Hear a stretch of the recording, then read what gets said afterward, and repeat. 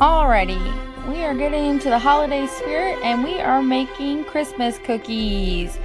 You make your sugar cookie dough the night before so it's ready to go. I have my cookie cutters, cookie dough, rolling pin, lots of flour, wax paper to make your cutouts, and the parchment paper on your baking sheet.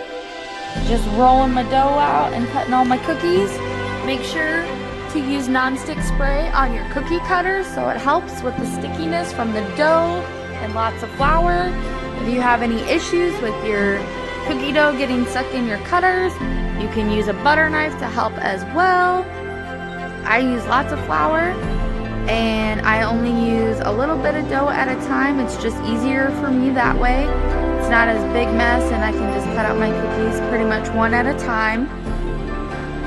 Always use flour each time. You don't want to roll it too thin because then you'll have really thin cookies and they'll burn easier. So you want a little thickness to them.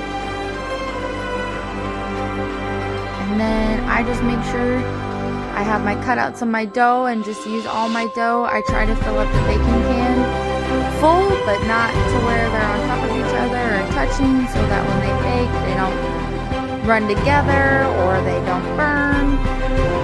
And I always like to use my parchment paper to make things easier and so nothing sticks to my baking pan. And just keep cutting out all your cookies so your pan is full. Remember, lots of flour, rolling pin.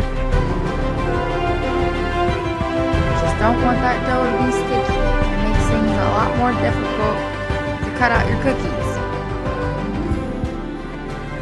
And you can use any dough you like. We just like to do just basic sugar cookies.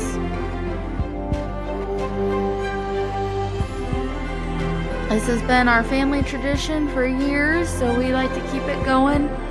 And I just thought I'd share what we do for the holidays, get you in the spirit.